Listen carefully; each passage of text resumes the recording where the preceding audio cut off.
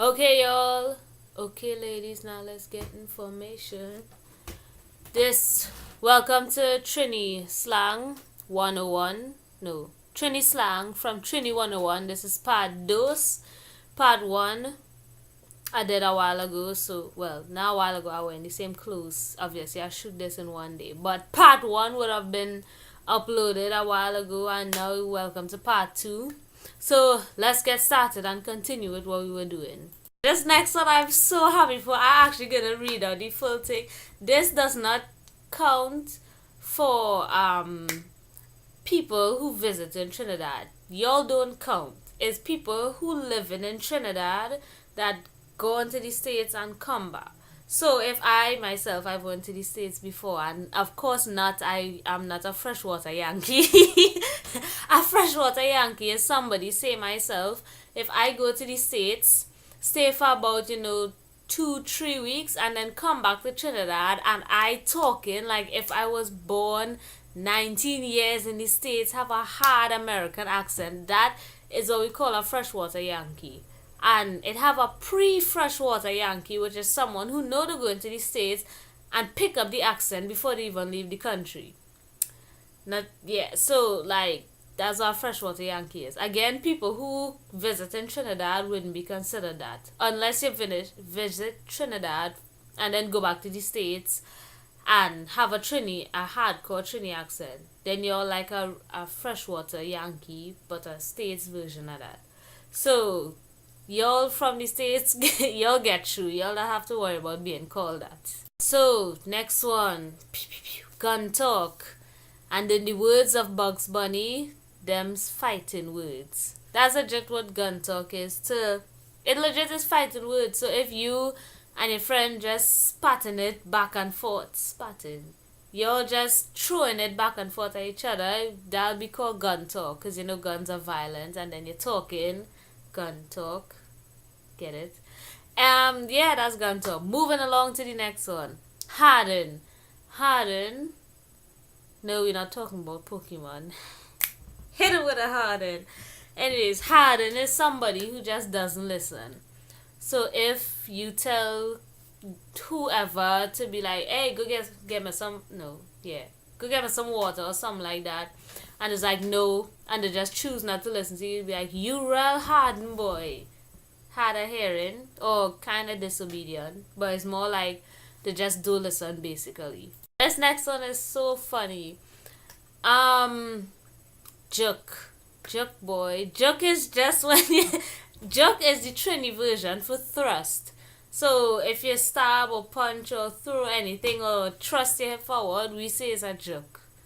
Or like when if you come around Trinidad, it could be like, you really like to juke thing, which kind of means instigating, because the juking thing, like they're trying to poke something basically.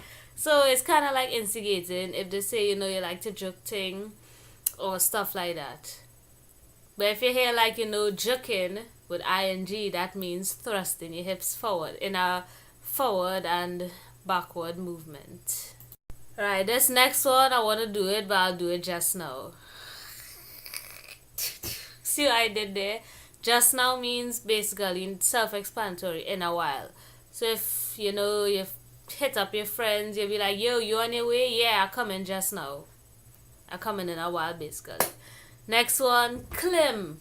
Clim so blew my mind for the majority of my life, because Clim is a brand of powdered milk that we use in Trinidad. This right here, yeah, that's Clim. So Clim is actually surprisingly milk backwards, and it just blew my mind. Before I realized that, I always wanted to know, like, you just thought Clem was a normal name or something, and then you realize it was actually like, it was milk backwards, and now that you know that, it's just so like, mind blowing. Right. So the next one, I've been told not to talk with my mouth full, but I don't care about your feelings. So, the next one we're dealing with is licks, and I'm not talking about how much licks it takes to get to the Tootsie Roll center of a Tootsie Pop. Licks in Trinidad could mean actual licks, like if you're licking ice cream or licking a lollipop or stuff like that. But the main thing licks mean in Trinidad is getting licks. Oh gosh. Oh gosh, Charlotte. Best description of the year.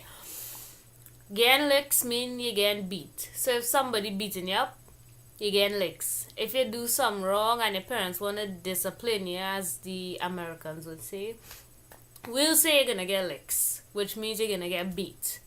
Or worse, probably. Who knows what your parents do.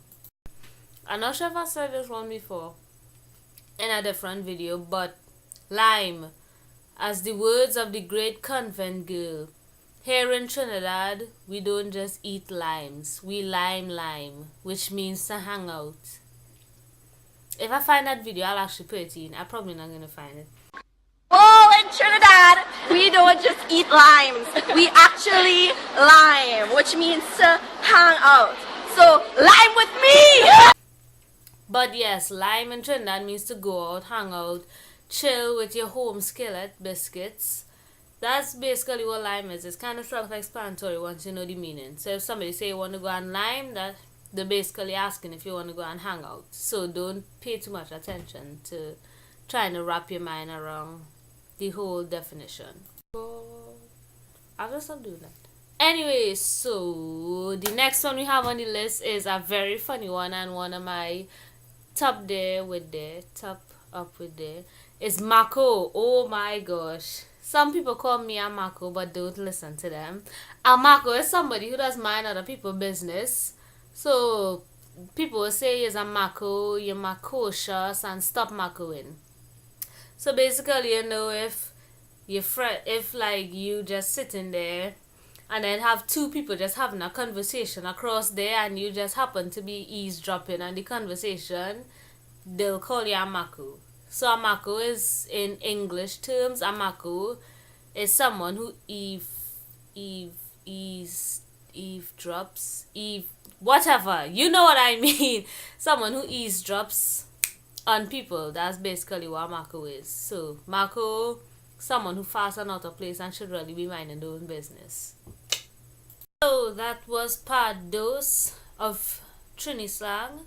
One more part to go. So I'll see you next time. Love, peace, chicken grease. And if you